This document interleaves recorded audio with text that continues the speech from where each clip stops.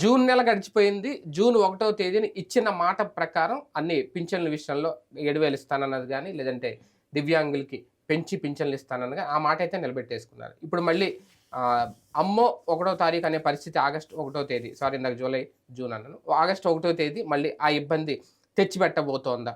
ఇప్పటికే reserve bank దగ్గర అప్పు తీసుకోవడానికి కూడా వెళ్తున్నారు. ఇప్పుడున్న పింఛన్లకే ఖజానా ఖాళీ అయిపోతే రిటైర్డ్ ఉద్యోగుల పెన్షన్ల మాట ఏంటి? ఉద్యోగుల జీతాల మాట ఏంటి? గతంలో వైసీపీ హయాంలో ఏదైతే జరిగిందో ఇప్పుడు కూడా అదే రిపీట్ కాబోతుందా? ఇప్పుడు 1వ తారీఖు కష్టాలు నిజంగా కూటమికి ఉంటాయా? లేదంటే సర్దుకుంటాయా? ఇదే అంశం మీద చర్చించే ప్రయత్నం చేద్దాం. సార్, ఆర్బీఐ రేపో ఎల్లుండి ఆర్బీఐ వేల మీద జరగబోతున్నట్టు కదా. అందులో సెక్యూరిటీ డిపాజిట్ల కింద ఒక 4,000 కోట్లు ఎంతో తీసుకోవడానికి సిద్ధపడుతున్నారు. 30 తారీఖు అనుకుంటా అనేది ఒక ప్రచారం. అంటే ఖజానా ఖాళీ అయిపోతే పింఛన్లు అంటే సామాజిక పింఛన్లు, దివ్యాంగ పింఛన్లు ఇచ్చేసిన మిగిలిన వాటి మాట ఏంటి? ఆ కష్టం ఏమన్నా ఇప్పుడు కూటమి సర్కార్ ముందు ఉంటుందా?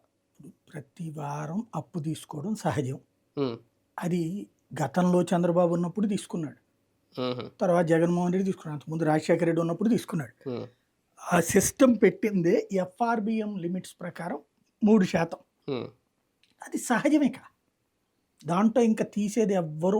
ఆగినోళ్ళు ఈ వారం మాకు రుణం అక్కర్లేదు అని హ్మ్. గత 25 ఏళ్లలో ఏ రోజున రాష్ట్రం వదిలిపెట్టింది లేదు. మేము అప్పు చేయకుండా డబ్బులు ఇచ్చేస్తాం అనేది జరగదేమో. అదంతా ఉత్తుత్తి మాటలే. కేవలం జనాల మెదళ్ళని విషతుల్యం చేస్తూ ఈ వారం 2,000, ఈ వారం 1,000, ఇప్పుడు రేపు మంగళవారం అనమాట. ప్రతి మంగళవారం చేస్తారు సెక్యూరిటీస్ వేలం అని. అది ఎన్నాళ్ల కోసం తీసుకుంటారు? అప్పట్లో రాసి 20 ఏళ్ళు తాకట్టు పెట్టేశాడు, 15 ఏళ్ళు తాకట్టు పెట్టేశాడు. ఇప్పుడు అంతే, 15 ఏళ్లకు ఒక లోను, 20 ఏళ్లకు ఒక లోను, ఇంకో 15 ఏళ్లకు ఇంకో లోను. ఇది ఎవడొచ్చినా లోన్ తీసుకోక. ఆ సెక్యూరిటీ డిపాజిట్లు కూడా లిమిట్ ఏమన్నా పెరుగుతుందా? అంటే కూటమిని బట్టి, కేంద్రాన్ని బట్టి ఏమైనా ఉంటుందా? అట్లా ఏముండదు. ఎఫ్ఆర్బిఎం 3% అంతే. మీరు రేపు పొద్దున కనుక రాష్ట్రంలో జిఎస్టిపి పడిపోయింది అనుకోండి, తగ్గిపోద్ది మీకు. జిఎస్టిపి అంటే మీకు రాష్ట్ర వ్యాపారపు లావాదేవీలు అనేది జిఎస్టిపి అంటాం.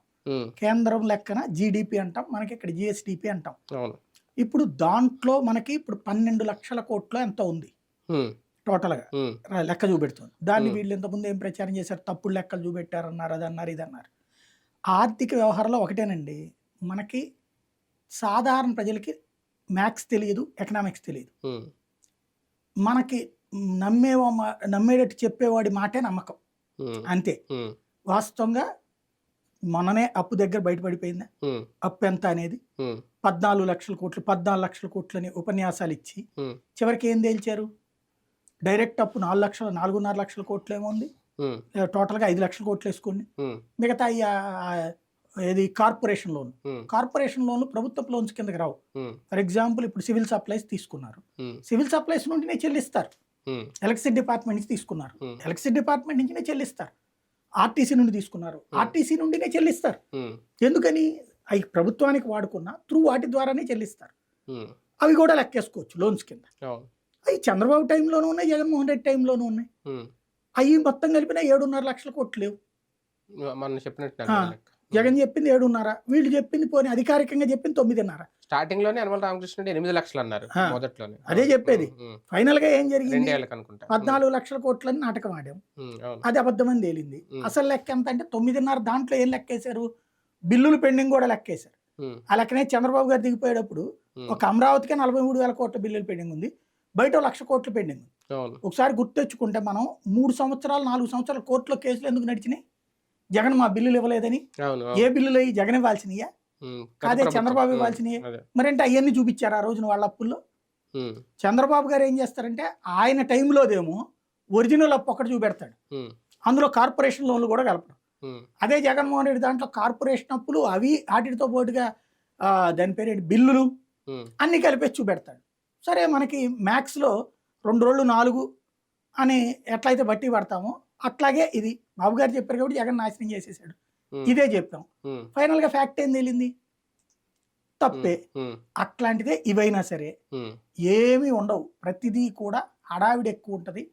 ఖచ్చితంగా రేపు చంద్రబాబు గారు లోన్ తీసుకుంటారు, బిల్లులు కట్టేస్తారు, జీతాలు ఇస్తారు, అన్నీ జరిగిపోతాయి. రిటైర్ ఉద్యోగుల పెన్షన్లు లేదంటే ఉద్యోగుల జీతాలు లాస్ట్ టైం జరిగినట్టు మళ్ళీ డిలే అవుతాయా?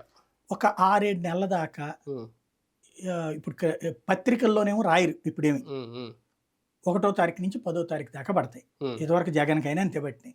ఉమ్, ఈ 6-7 నెలల తర్వాత చంద్రబాబు గారు ప్లానింగ్ చేసుకోవాలి. ఏంటది? 1వ తారీఖు వాళ్ళ జీతాలు ఇచ్చేయాలా లేదా అన్నది. ఉమ్, జగన్ ఏమి జీతాలు ఎగ్గొట్టలా. ఉమ్. 1వ తారీఖు కాకుండా కొన్నిసార్లు 10వ తారీఖు, 7వ అవును, తారీఖు, లేట్ అయ్యేది. కొన్నిసార్లు 15-20. లేట్ అయ్యేది. ఫస్ట్ నెల చంద్రబాబు గారికి అదే అయ్యింది. ఉహు. 2వ నెల కూడా అదే అవుతుంది. మొన్న టైంకి ఇచ్చినట్టున్నారు ఒకటి. కొంతమందికే జగన్ కూడా ఇచ్చేవాడు టైంకు 30% మందికి. అంటే జూలై మొన్న 1 జగన్ పడిపోయినాయి కంటే అన్నారు. అంటే జగన్ కంటే ముందు ఇచ్చారు. అదే, అవును. అంతేగాని 1వ తారీఖు ఏం పడలా. 1వ తారీఖు కొంతమందికి పడ్డాయి. ఉమ్, పడ్డాయి అని పత్రికలు రాసినాయి. ఉమ్, కాదని చెప్పి ఆ తర్వాత వీళ్ళు చూపించారు లెక్కలు. ఉమ్, 3వ తారీఖు కొంతమందికి పడ్డాయి, 5వ తారీఖు కొంతమంది. ఉమ్. జీతాలు పడ్డం అంటే టోటల్గా ఉన్నటువంటి అందరికీ పడాల, అవును, మొత్తం. ఇంక్లూడింగ్ అవుట్ సోర్సింగ్ కాంట్రాక్ట్ ఎంప్లాయీస్తో సహా. ఉమ్, అది క్రిందటి నెలలో అవుట్ సోర్సింగ్ కాంట్రాక్ట్ వాళ్ళకి 5వ తేదీ, ఉమ్, 7వ తారీఖు ఇట్లా పడ్డాయి. అవును. ఉమ్, కాబట్టి ఎవరు ఇది ఈ సెట్ రైట్ కావాలంటే చేయగలుగుతారు చంద్రబాబు గారు. ఉమ్, ఉమ్, ఒక 5-6 నెలలు పట్టచ్చు టైం. ఈ లోపు 1 నుంచి 10 దాకానే టైం పట్టచ్చు. ఉమ్. కానీ ఉద్యోగుల నుంచి ఆ స్థాయి వ్యతిరేకత ఉండడం వల్లే బాబు గారి వైపు వచ్చారు, మళ్ళీ ఆయన కూడా అధికారంలోకి వచ్చారు అనేది. కానీ ఉద్యోగుల్ని నెగ్లెక్ట్ చేస్తే రాజకీయంగా కూడా ఇబ్బంది అన్న నిజంగా. మీరు అన్నట్టు 10వ ఎలక్షన్స్ ముందు చూస్తారు. ఉమ్, ఇప్పుడు అదే అంటున్నా, 6 నెలల దాకా అయితే తప్పదు కదా. ఉమ్, ఇప్పుడు ఉద్యోగులకు ఇచ్చేయాలంటే ఈ పెన్షన్లు ఆపేయాలి. ఉమ్. ఈ పెన్షన్ ఆపేసేస్తే ఇచ్చేయచ్చు ఇదివరకు జగన్కైనా సరే. సామాజిక పింఛన్ సామాజిక పింఛన్లు 1వ తారీఖు. ఇదివరకు ఒకప్పుడు చంద్రబాబు గారి పాలసీ ఏంటంటే ముందు 1వ తారీఖు జీతాలు వేసేసి ఈ పెన్షన్లు ఇవన్నీ 7 నుంచి 10 పెట్టుకునేవాళ్ళు. అవును. జగన్ దాన్ని మార్చి ఈ పెన్షన్లు ఫస్ట్ ప్రయారిటీ, ఉద్యోగులు సెకండ్ ప్రయారిటీ అని చూపించారు. అవును, ఆయన అందుకు చూపించారు. దెబ్బతిన్నాడు. ఉమ్, ఇప్పుడు చంద్రబాబు గారు మాత్రం ప్రస్తుతం అయితే ఆ పెన్షన్లనే కొనసాగిస్తారు. ఉమ్, ఉమ్, ఆ తర్వాత నిదానంగా ప్లాన్ చేస్తారు. ఒక 5-6 నెలలు అయ్యేటప్పటికి. ఉమ్. ఇప్పుడు 1వ తారీఖు ఇదివరకు 1 నుంచి 2వ తారీఖు లోపు అయిపోయాయి maximum. అవును, అవును. ఉమ్, ఇప్పుడు అట్లాగే ఇస్తున్నారు. నిదానంగా ఏం చేస్తారు, కొంచెం కొంచెం టైం తీసుకుంటా ఉంటారు. ఉమ్, ఉమ్. ఆ ఏరియాకి ఎట్లాగా, ఈ ఏరియాకి ఎట్లా అని. అవును. అట్లాగా 10వ తారీఖు దాకా అటు మార్చారు అనుకోండి, ఇక్కడ 1వ తారీఖు ఇచ్చేయచ్చు. ఉమ్. అలా చేసుకొస్తారు. అంటే ఉద్యోగుల ప్రయారిటీ మార్చిన మాత్రాన ఏముండదా? ఇప్పుడు ఏముంటది ఇంకా, ఉమ్. మళ్ళీ 5 ఏళ్ల తర్వాత చూసుకుందాం. ఇప్పుడు ఎవరు వాళ్ళు ఏం చేయలేరు కాబట్టి. అంతే కదా. సరే. ఇప్పుడు వచ్చే సమస్య ఏముంటదంటే వాళ్ళ పట్ల నాయకులు ప్రవర్తిస్తున్న తీరే పెద్ద సమస్య అయింది. ఉమ్, ఉద్యోగులు ప్రస్తుతం ఏంటంటే పెనం మీద నుంచి పొయ్యిలో పడ్డట్టు అయింది. ఉమ్, దబాయింపులు, తిట్లు, శాపనార్థాలు, రోజు వాళ్ళ మీద పత్రికల్లో నెగిటివ్ వార్తలు. ఉమ్, వాడు వైసీపీ మనిషి అంటే వీళ్ళకి నచ్చినట్టు పని చేయనోడల్లా వైసీపీ మనిషి.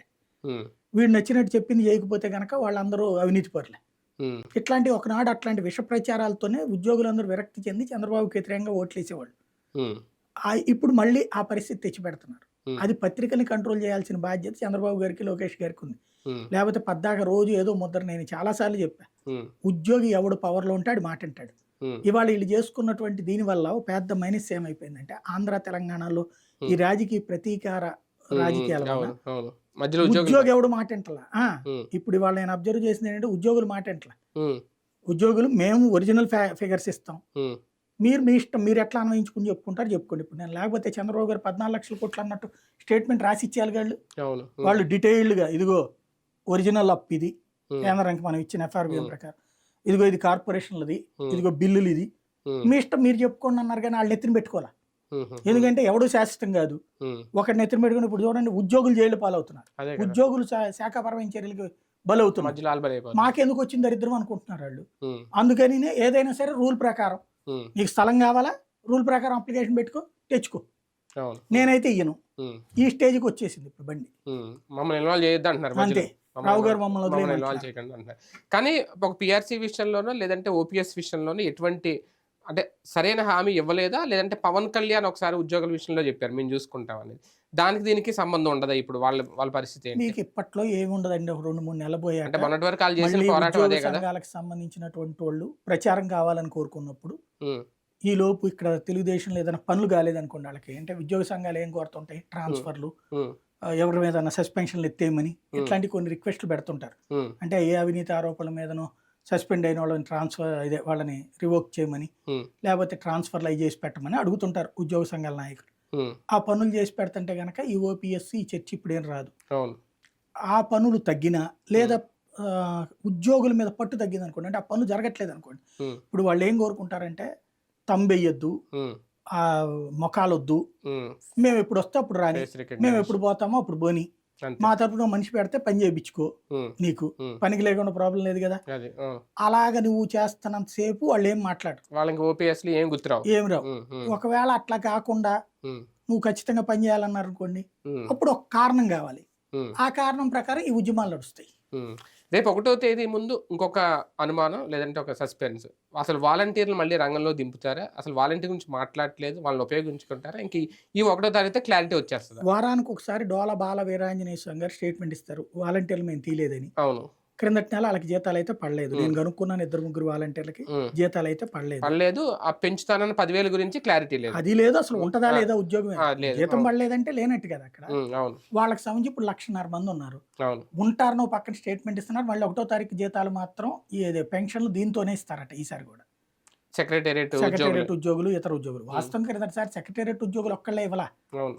వాలంటీర్లను కూడా వాడారు. ఉమ్, వాలంటీర్లను వాళ్ళు ఎలా బెదిరించారంటే, మీరు వెళ్ళిపోయేటట్టయితే మాకు సంబంధం లేదు, ఉమ్, మీరు ఇచ్చేయండి, పని చేయండి, ఉమ్, తర్వాత గవర్నమెంట్ ఇస్తుంది మీకు అవును. అని చెప్పి బెదర కొడితే వాళ్ళు వాళ్ళు పని వచ్చి చేశారు. చేశారు పాపం. అవును. ఈ ట్రిప్ కూడా అట్లా బెదిరి చేస్తే పని చేయాలి ఉమ్, వాలంటీర్. ఉమ్, లేదు ఇవ్వట్లేదులే అన్న, మాకు వదిలేసేయండి అని వాళ్ళు అన్నారంటే అప్పుడు మీకు పెన్షన్ ఇవ్వడం కూడా కష్టం లేట్ అవుతుంది. అయిపోతుంది, కష్టం కష్టం అవుతుంది. అయిపోతుంది. అంటే 1 డేలో అవ్వదు. ఇప్పుడు ఏంటంటే ఆ ఆర్బీకేల దగ్గర నుంచి ప్రతి డిపార్ట్మెంట్ వాళ్ళని వాడితే ఇవ్వగలిగారు. చివరికి ఐసిడిఎస్ ఆ, ఉద్యోగులు, అది అంగన్వాడీలు కూడా వీళ్ళు ఇంటికి వెళ్ళి ఎవ్వడికి ఇవ్వట్లా.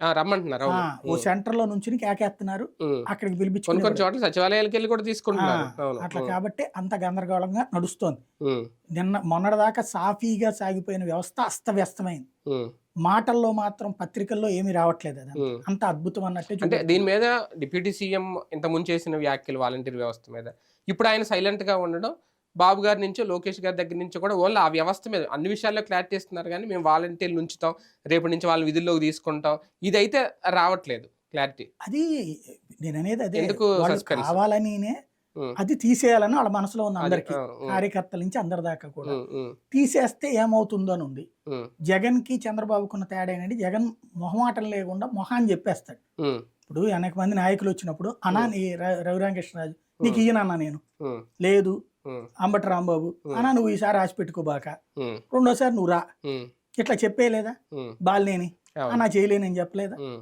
అట్లా మొహాన్ని చెప్పేస్తాడు. మొహాన్ని చెప్పినందుకు శత్రువు అయ్యాడు. ఉమ్, చంద్రబాబు గారు అట్లా కాకుండా సాగదీస్తారు ఉమ్, నిదానంగా. ఉమ్, మీ అంతట మీరే సైకలాజికల్ గా ప్రిపేర్ అవుతారు, ఉమ్. అట్లా ప్రిపేర్ అంటే చేస్తారు. ప్రజా వ్యతిరేకత వచ్చే అంశాల మీద ఇమీడియట్ డెసిషన్ తీసుకోవడంలో బాబు గారు యాక్టివ్ గా కనిపించట్లేదు ఇంత డెసిషన్ ముందులా. తీసుకోకపోవడం కాదు, డెసిషన్ తీసుకుంటారు, ఉమ్, చెప్పరు. ఆహా, ఉమ్, స్మూత్ గా అది నిదానంగా మీ అంతట మీరే. ఉమ్, ఇప్పుడు మనం రోజు హోటల్కి వెళ్ళి భోంచేస్తుంటాం, ఉమ్, బాగుంది, రెండో రోజుకి కొంచెం తగ్గుతుంది రుచి, అవును. మూడో రోజుకి తగ్గుతుంది, మనకు అలవాటు అయిపోయింది. అలవాటు అయిపోతుంది. అదే.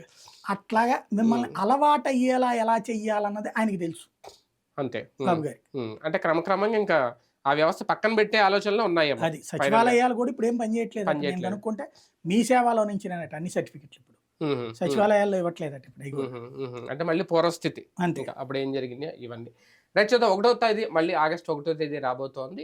పింఛన్లకైతే డోకా లేదు అనేది, కానీ తర్వాత ఏంటి నిజంగా ఉద్యోగుల విషయంలోనో లేదంటే రిటైర్డ్ ఉద్యోగుల విషయంలోనో వాళ్ళ పింఛన్ల విషయంలోనో ఇబ్బందులు తప్పదా? వాటిని ఎలా అధిగమిస్తారు? వాలంటీర్ వ్యవస్థ మీద క్లారిటీ ఇస్తారా లేదా?